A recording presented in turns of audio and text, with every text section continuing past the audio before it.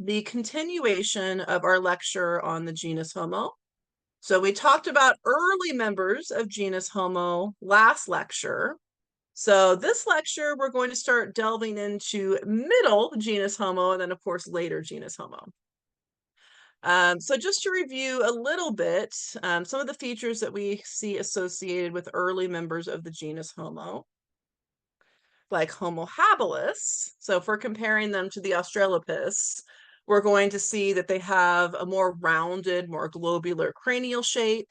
They're going to have a more commitment to bipedalism. So remember, habitual bipeds like the Australopiths, they're still retaining some of that primitive anatomy. So longer arms, curved phalanges, flexible shoulders, longer arms in comparison to legs, opposable hallux, or opposable hallux. Yep. So the grasping ability hallux.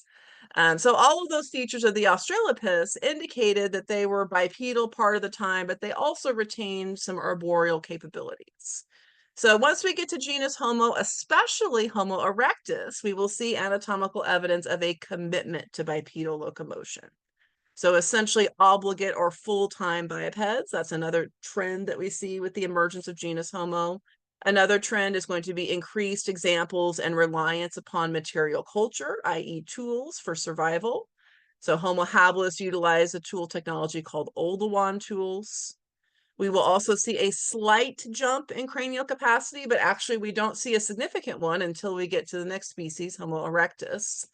But we do see a slight increase if we're comparing Homo habilis to the later Australopiths. The later Australopiths don't really get above 500 cc's, and with Homo habilis, we see about 500 to 600 cc's. We also see more generalized dentition. So essentially, there's not a huge difference between the size of the incisors and canines in comparison to the molars and premolars. We see smaller zygomatic arches. We see a more rounded, more globular cranial shape. Let me pull out the replicas for you. So just to recall, just to review, we talked about this on Monday, but some of the features I want you to start looking for are features like post-orbital constriction. So when you flip the skull over, how far does it pinch in behind the brow ridge? So we've got the supraorbital ridge right here. And then how far it pinches in, that's called post-orbital constriction. So with the Australopiths, you're going to see it pitch forward like this. So behind the brow ridge, it pinches in, and you see this, this kind of shape here. Okay, so I would call that an extreme degree of post-orbital constriction. So while we're here in this view, you can also see the zygomatic bones. The cheekbones are flaring outwards to the sides.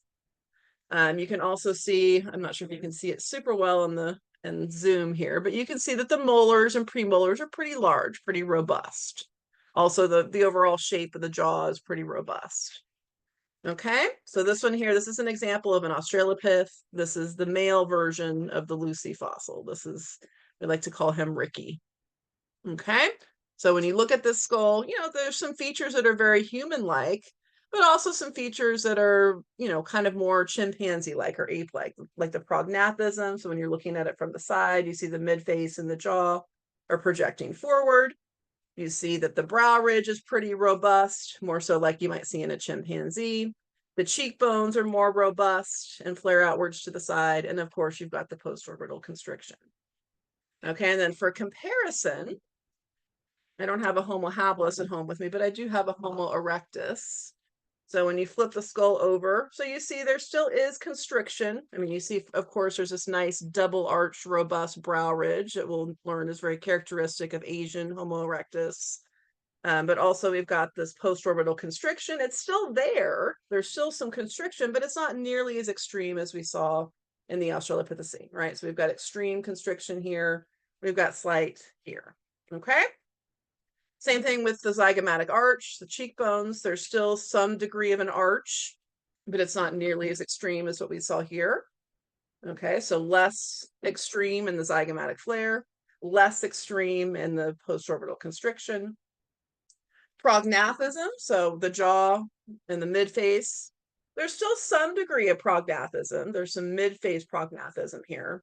but it's not nearly as prognathic as what we saw with the Australopith, right? And then certainly not as the modern humans, we have a very flat face. If you look at our profile, some of us have noses that project forward a little bit. But really, like if you look at us in comparison to the Australopithecines, we have very ornathic or flatter faces in comparison. Okay, so that's early genus Homo. So now let's jump right in to middle and then later genus Homo. So some key trends that we're going to see, and this is actually the fossil that's in the picture there. So like I mentioned, more ornathic or flatter faces. So when you look at it from the profile, from the side, it's going to be just a little bit of prognathism, but not nearly as extreme. Smaller dentition, so there's no longer this huge difference between the incisors and canines versus premolars and molars. So it indicated a more generalized diet and also the use of tools and fire to soften our food and ease digestion, ease chewing. Essentially, our control of fire and our use of tools allowed us to make some important changes in our dentition and our craniofacial anatomy.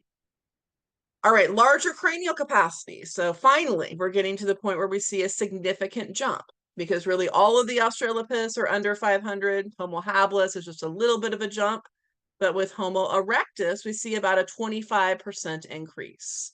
So Homo erectus has a cranial capacity anywhere from about 800 to as large as 1200 cc's. Modern humans were about 1400 to 1700 cc's. So Homo erectus, even though it's not fully modern brain size, we're starting to approach. We're approaching on the larger end. Those that have the larger cranial capacities are starting to approach modern day brain size. They are, of course, obligate full-time bipeds. We'll look at the Narukatomi fossil here in a moment. 80% complete skeleton that shows full adaptations to bipedalism. We see the first migration out of Africa. That's also a big deal in the field of paleoanthropology.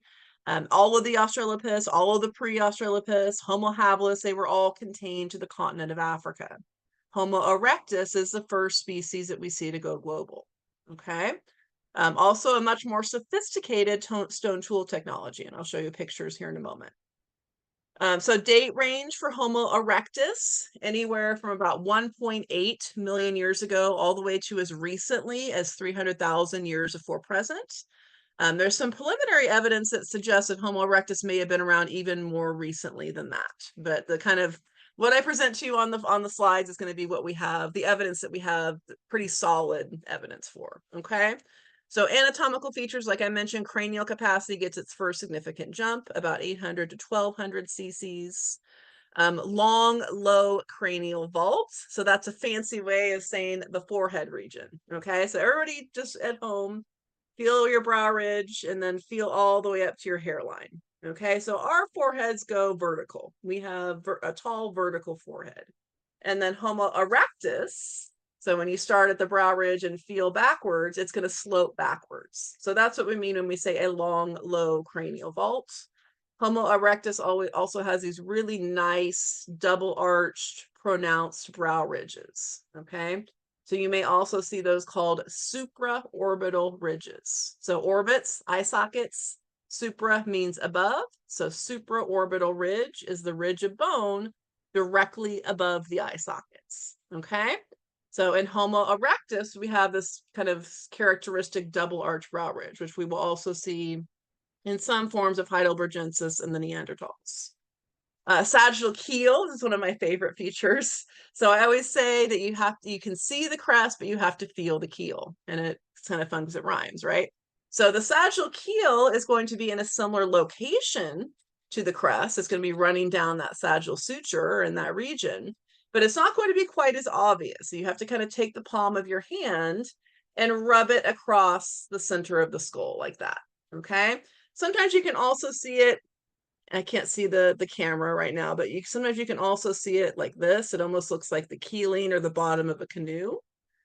So the sagittal keel is due to thickening of the cranial bones.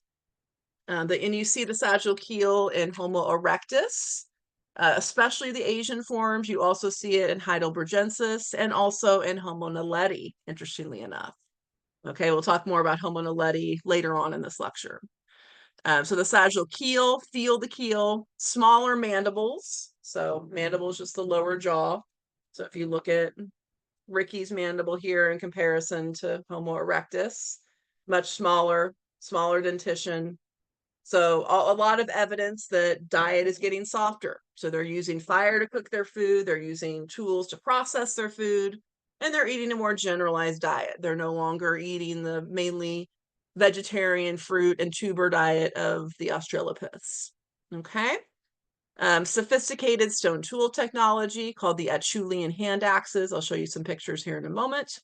And of course, migration out of Africa, control of fire, and the inclusion of more meat in the diet. Okay, so control of fire, that's also a huge deal and considered to be pivotal in our evolution because the control of fire obviously allows us to cook our food, which allows us to ease digestion and ease processing. We no longer have to have really powerful, strong jaws and jaw muscles to chomp on vegetation all day long. We can use fire to cook our food to ease digestion, and we can use fire to ease the stress on our jaws and on our dentition as well. Okay. Also, of course, fire provides warmth. So that may be connected to our ability to migrate out of Africa. We were able to now able to migrate to regions that are not warm all the time, especially at nighttime. Also, of course, we can now stay up past dark, right? We have a way to light our environment. So Richard Wrangman has a very famous theory that the evolution of fire pits was also pivotal in our social evolution, that essentially our ability to stay up past dark allowed us to sit around a fire pit, likely discuss discuss what happened that day, discuss social relationships. We still do this 2 million years later. We still sit around a fire pit with our friends and discuss the happenings of our world. Okay, so that's something that's considered to be pivotal in our evolution, and it's interesting that we see all this stuff happening together. We see a jump in cranial capacity, we see more sophisticated tool technology, we see control of fire, more meat in the diet, migration out of Africa. Okay. Meat in the diet is significant. I mean, even though most paleoanthropologists don't believe that Homo erectus was eating meat daily or possibly even weekly. It was more of a few times a month kind of thing. It was more of a treat. Possibly a little bit more than that, but more they were eating meat as a more often than the Australopiths, but certainly not as much as we eat it today. Okay. So, and also the way that they were eating meat was certainly very different from the way we eat meat today. And they were also engaging in something called persistence or subsistence hunting. So essentially, one thing that makes humans have an advantage over other mammals on the African savanna or in any hot environment is we have the capacity to evaporatively cool. So because we have lost most of our body hair, we're not hairless, but we're furless. We can cool our bodies down through something called evaporative cooling. So a little bit of a throwback to our human adaptation chapter way back in Unit 2. So as we evaporatively cool, so as that sweat evaporates off of our skin, we can essentially use our entire body like a dog uses his tongue.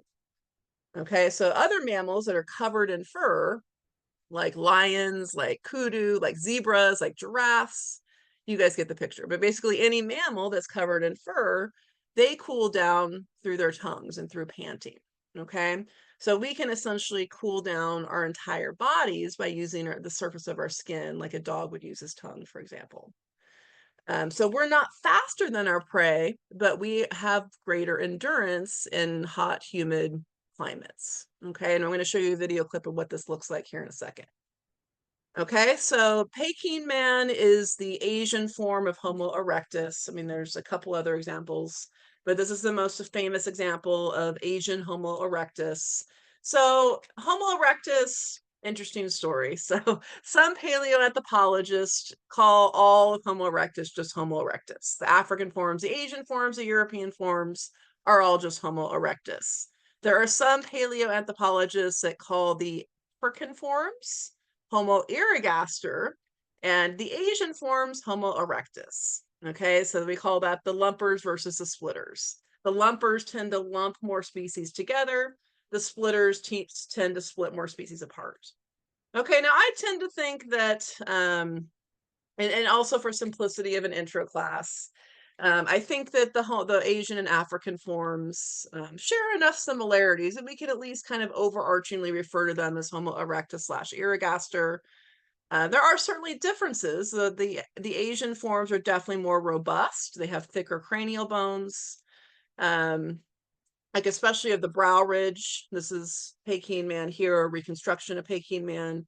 Really robust, thick, double arch brow ridges, really long, low cranial vault. But a lot of the other features are very similar to what you would expect in the African forms. So just to prove it to you, some of the African forms, here's Narukatomi boy. So this is actually an adolescent male. So that's why, overall it looks a little bit smaller. I mean, not significantly smaller, but it is supposed to be an adolescent male and actually a prepubescent male, about 8 to 10 years old. When Narukatomi boy was originally discovered, they thought it was more of an adolescent male, but through more evidence and understanding of the way that Homo erectus matures, it's much more likely that this was an 8 to 10-year-old boy.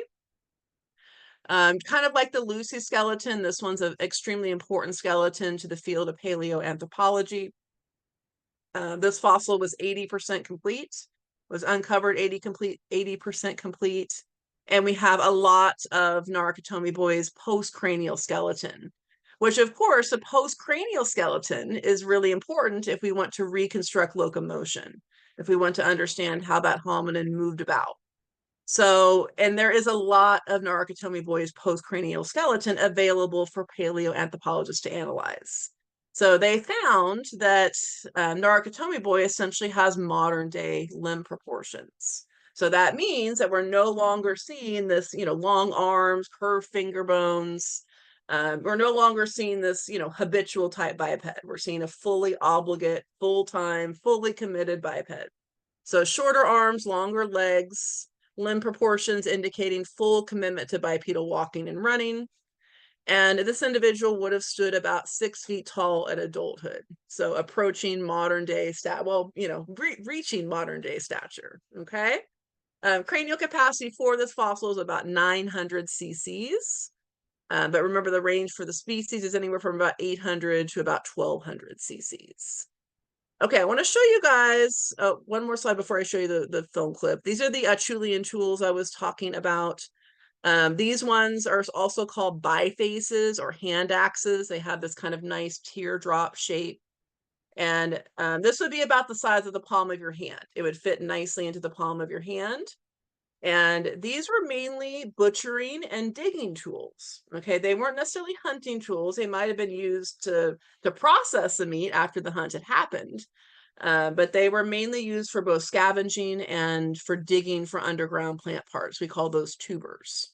So imagine this is a digging tool, or also, a tool to remove flesh from the bone during scavenging.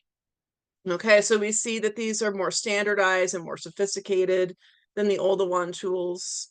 And we find examples in Africa, Europe, and Western Asia in association with Homo erectus type fossils. Okay. All right, so the video clip I'm going to show you is a little segment from a documentary called Becoming Human. The documentary is a little bit dated now, but it still has some good information in there for you. It's a PBS documentary. And of course, I will post the entire documentary for you in the module if you're interested, but I'm just going to show you some key points. And I'm sorry, I should have pulled this up ahead of time. But let's pull it up now. Become Human. Part. Okay, so we're going to watch Homo starting here. Okay, so while you're watching, a couple things I want you to focus on here. I'll type it in the chat box so we know what to focus on. So focus on what about, or how is the hunting strategy of Homo erectus unique?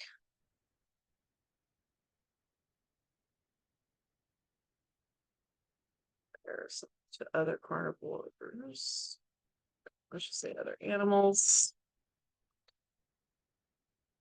And then how do we know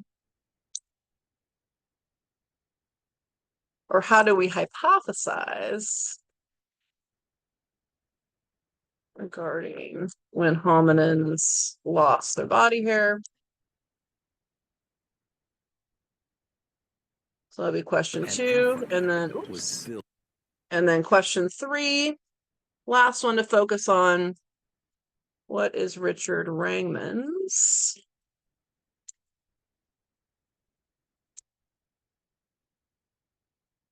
hypothesis regarding the evolution of human sociality structure?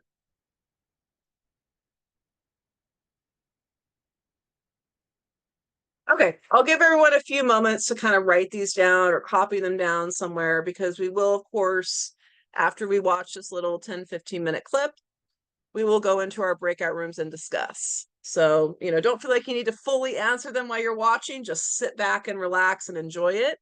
But definitely start thinking about the answers to these questions, because we will be discussing in the breakout rooms. So question 1, how is the hunting strategy of Homo erectus unique in comparison to other hominins, in comparison to other animals? Question 2, how do we hypothesize regarding when hominins lost their body hair? So how do we know when humans lost their body hair? And what is Richard Wrangman's hypothesis regarding the evolution of human social structure and fire? Okay, so those are the 3 questions I want you to focus on while we watch this clip. Any questions so far?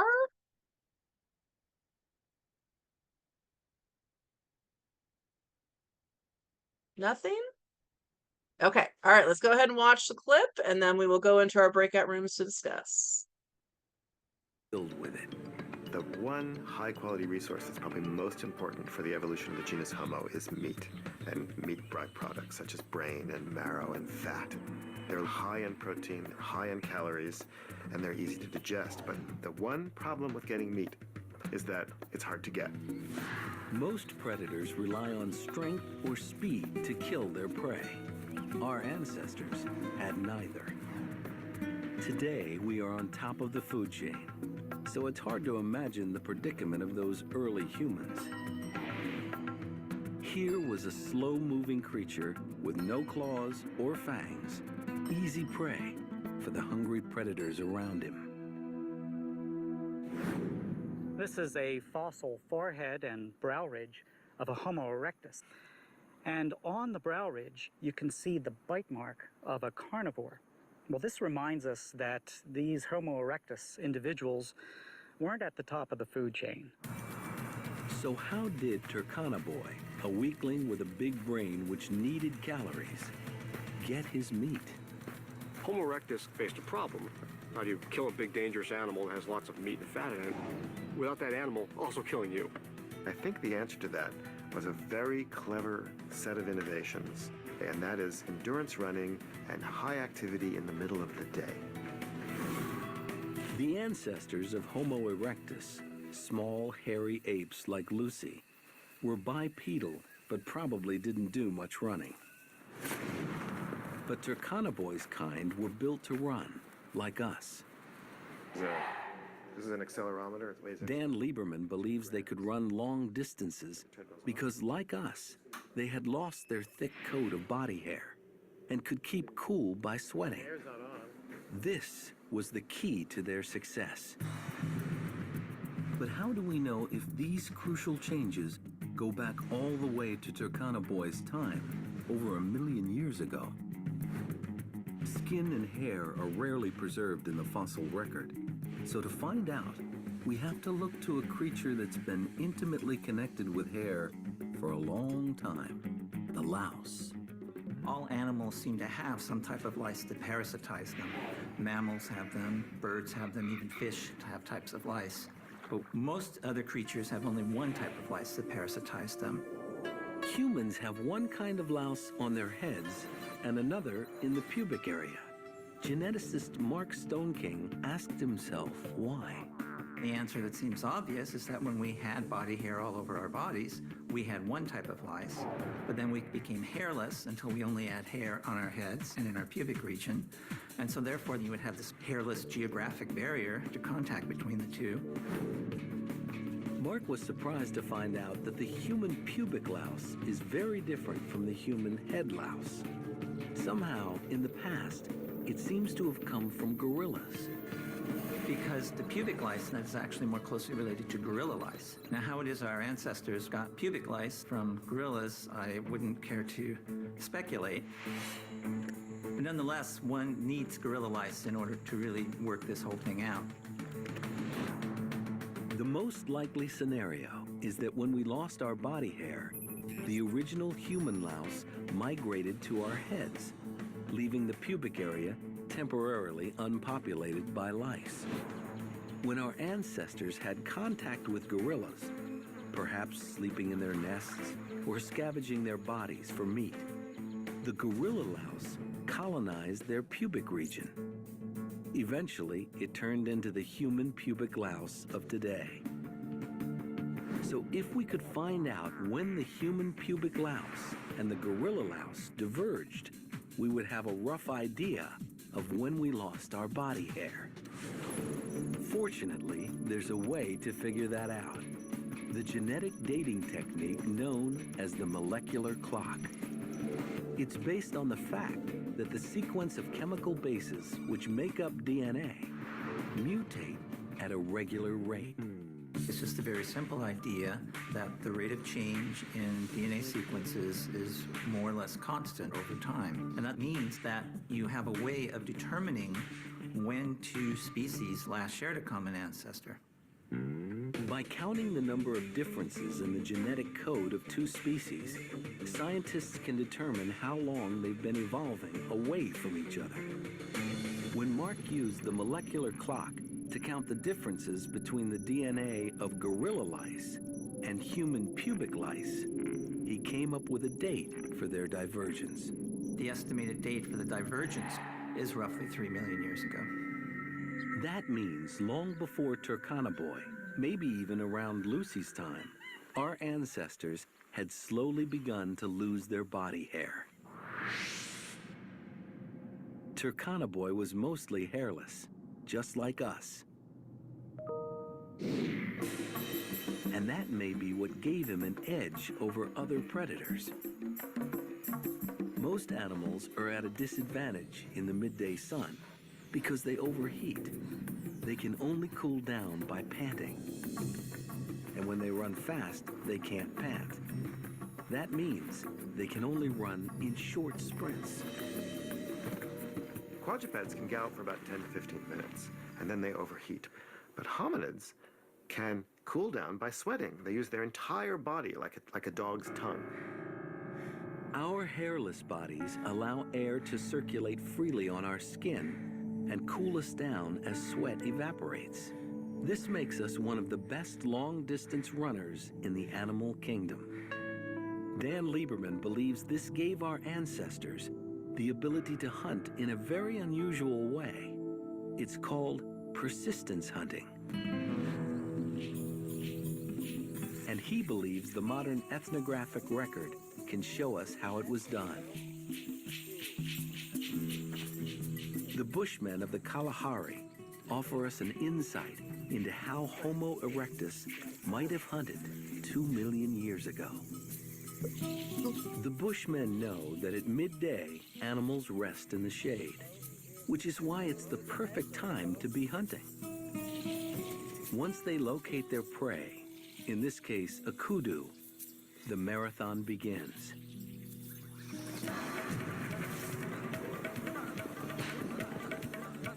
Their strategy is simple: run it to exhaustion. Every time the animal tries to rest, the hunters track it down and get it moving again. They never give it a chance to cool down. And the reason they can keep going is that they can sweat. So if the theory is right, the Bushman hunt may help explain how Turkana-boy got his meat. Homo erectus had come up with an innovative way of feeding his hungry brain.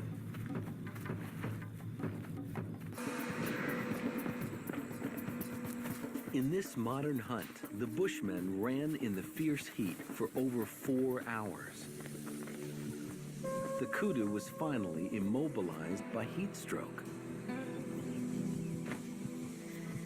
Turkana Boy wouldn't have had steel-tipped spears like the Bushmen, but he wouldn't have needed them.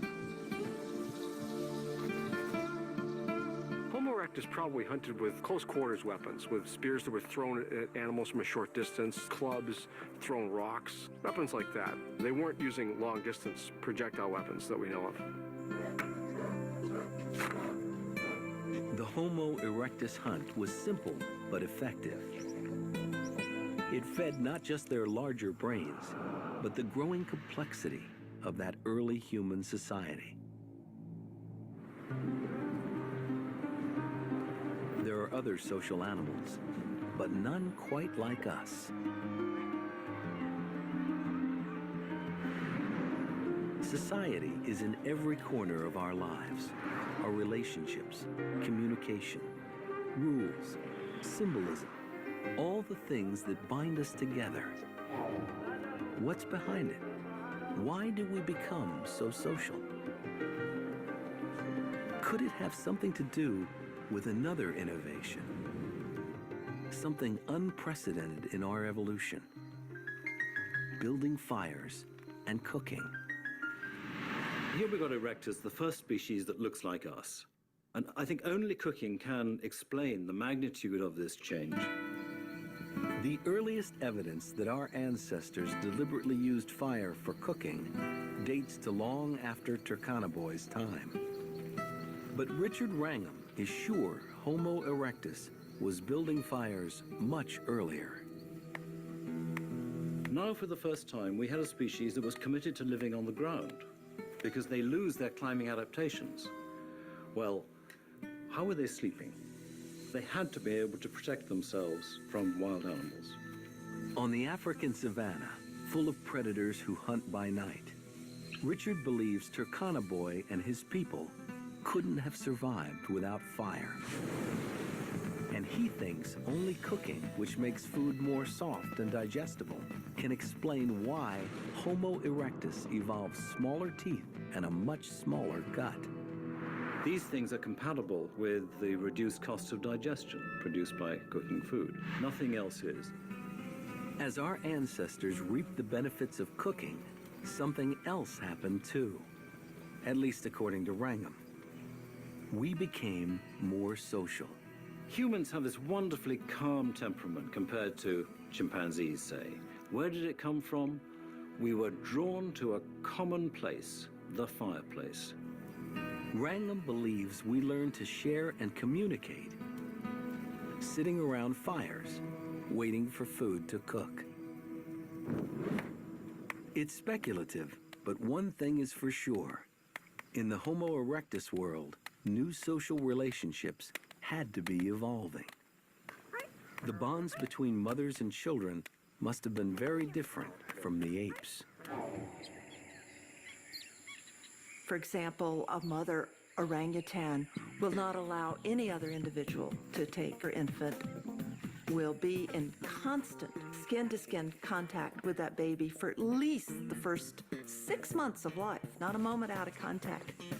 Secure in this unbreakable mother-infant bond, ape babies need less capacity to read the intentions of others than human babies, whose bond with their mothers is surprisingly less secure.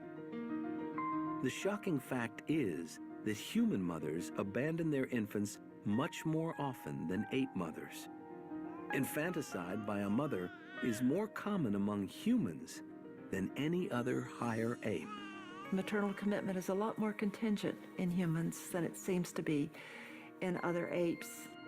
Unlike most primates, human mothers share parenting with others. A child's survival can depend on making itself appealing to a number of caregivers. Perhaps that's why human infants have evolved a uniquely acute sensitivity. Human infants are born connoisseurs of mothers, reading her facial expression, looking for signs of commitment. We are born hardwired with an awareness of the intentions and emotions of others, which is unique in the animal world. When did humans develop this gift for attributing mental states and feelings to others and for caring about what others thought about them? Could these social instincts have developed with Homo erectus? Along with cooperative hunting, bigger brains, longer childhoods, and the use of fire. Perhaps Turkana Boy and his people already had social skills that would be familiar to us. Here were intelligent social beings with an increasing capacity for cooperation. It may be this that made possible another great achievement, the exodus from Africa. For millions of years, our earliest ancestors stayed on the African savannas. But at some point, they started to leave. Ancient fossil skulls and tools have been found as far away as China and Indonesia. The question is, when did they leave Africa and why? All right, we're going to go ahead and pause there. We might watch some more of that in a later lecture. But let's go ahead and pause and let's do some work in our breakout rooms. So let me go ahead and pause our recording.